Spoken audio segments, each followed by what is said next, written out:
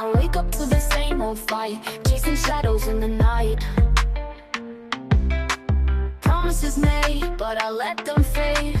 Caught in the cycle, I'm feeling betrayed.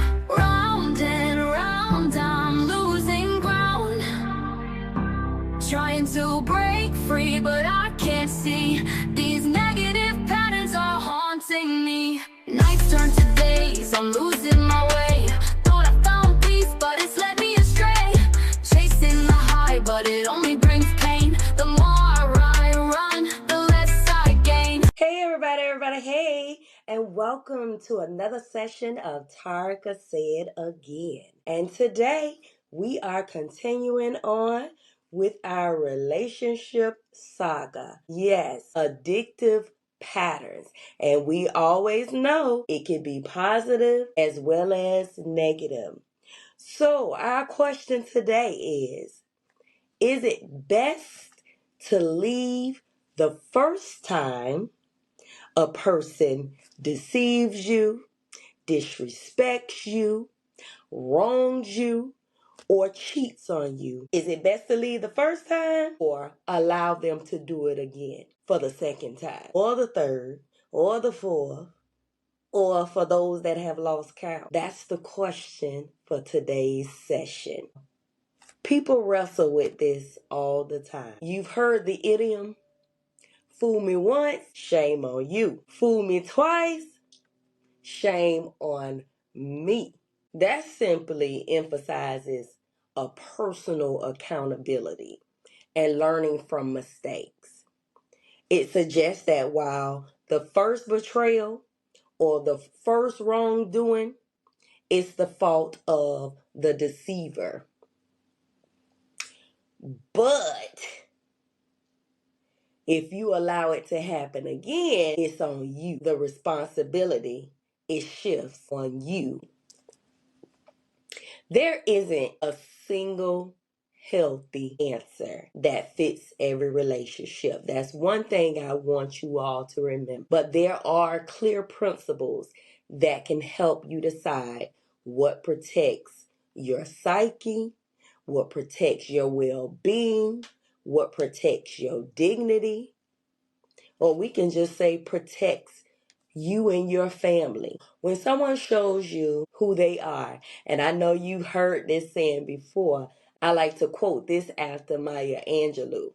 When someone shows you who they are, believe them. And I actually talk about that in my book, Addictive Patterns, Chapter 1, Phony Behaviors, where in there I talk about those representatives. People are complex. Someone can behave badly once and genuinely change. I don't want you all to think, and there's another saying, once a cheater, always a cheater. But there are some instances where people have changed. They've been remorseful and they've turned around for the better. But you get into trouble when it becomes repeated, a repeated behavior, an addictive pattern. And that usually reflects character and values. It could also be learned behavior, things that you've seen, things that you've learned. So that takes us back to those patterns, whether they're behavioral or addictive.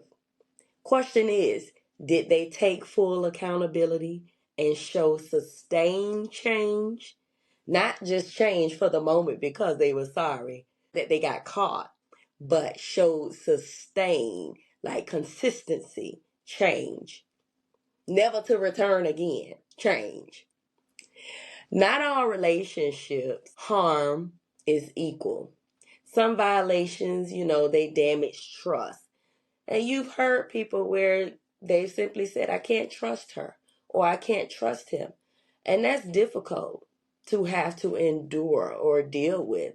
You can't get away from it so deeply.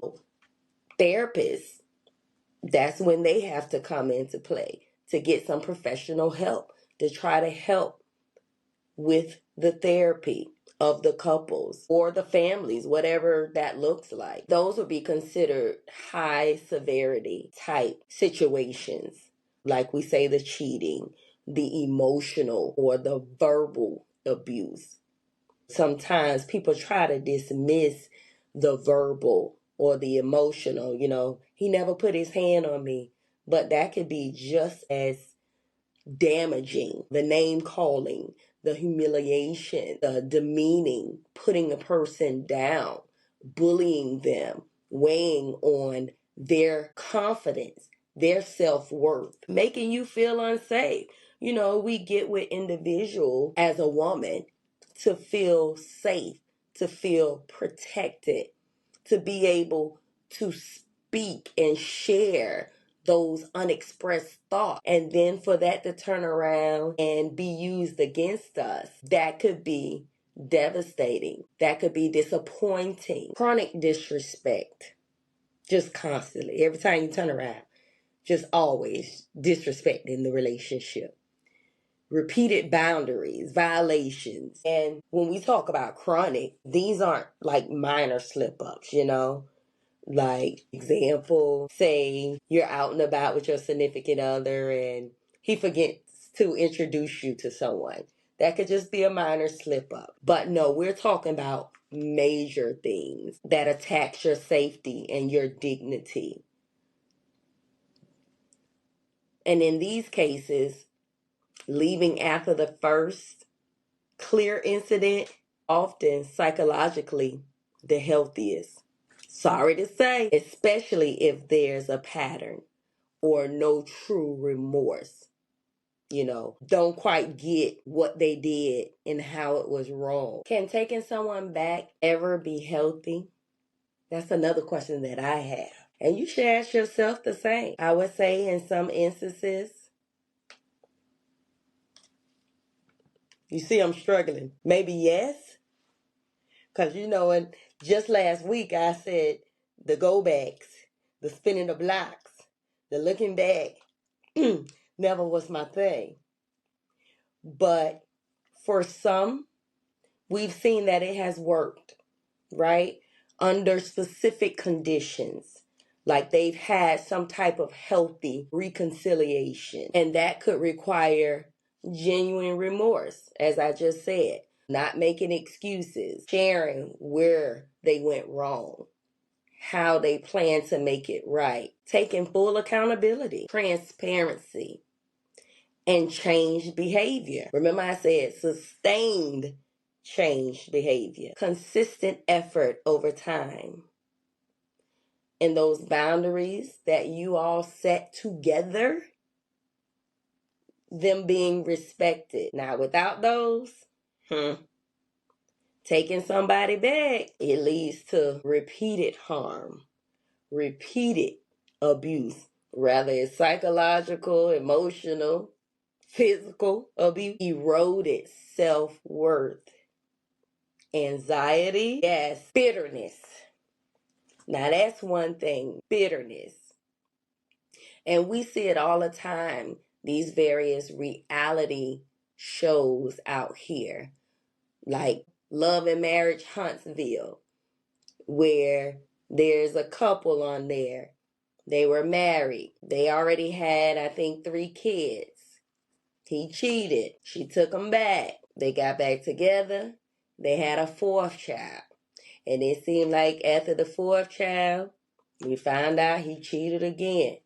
But it seemed like things just went to worse. They just started hating each other. You could tell the bitterness on both parts. And I know the thoughts entered their mind, like, we could have been done with this the first time or the other first time when you cheated. Now I got an additional child that I got to raise. I'm one child heavier. And I still have to put up with your foolishness. Now your instinct, them second chances without change, often create resentment and emotional damage. So it's almost like the first time versus the second time. And for some, it's more times. And that's where I feel that you have to reevaluate your situation. See if it's worth it. Now, I'm always doing my research, but psychology shows something. And they talk about the first clear act of disrespect is data. Data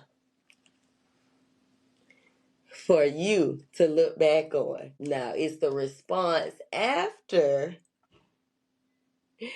is the real predictor. Somebody minimizes what they've done, don't see the severity in it, or they blame you. And of course, if they repeat it or they ignore the boundaries, that's enough to let you know what your next step should be. But one thing they shared in the research, they talked about a healthier decision. So instead of counting, say, the incidents, leave when you feel unsafe, emotionally or physically. Trust is shattered without repair. They show entitlement to hurt you. You're shrinking yourself to stay. The relationship harms your self-respect. Hell, if you getting sick behind this, worrying, stressing out, losing weight, or even gaining weight, something to consider. Stay only if the harm was isolated. They take full ownership. Again, seeing that sustained change, and you genuinely want to rebuild. You don't feel fear or dread the relationship. So in summation, stand through repeated disrespect. It's going to only create anger that you have for them. You're going to have anger at yourself because you didn't leave sooner. Loss of self-trust. You become bitter because you allowed them to stay past your boundaries. Healthy love does not require tolerating betrayal, humiliation, or any emotional danger. You want a partner who values you and doesn't need multiple chances to understand your worth. Trust and believe all of this should be reciprocated. Don't just expect him or her to give this and you don't reciprocate the same behavior. It's a partnership. Better yet, it's a relationship. Everybody has to do their part. It takes time. It takes effort. Again, I don't believe that it's hard if you all are truly designed for one another. I would like to thank you all for listening to another session. Please do not forget to like, share, and subscribe to Tarika Say It Again on YouTube, Spotify, and iHeartRadio. Have a good one.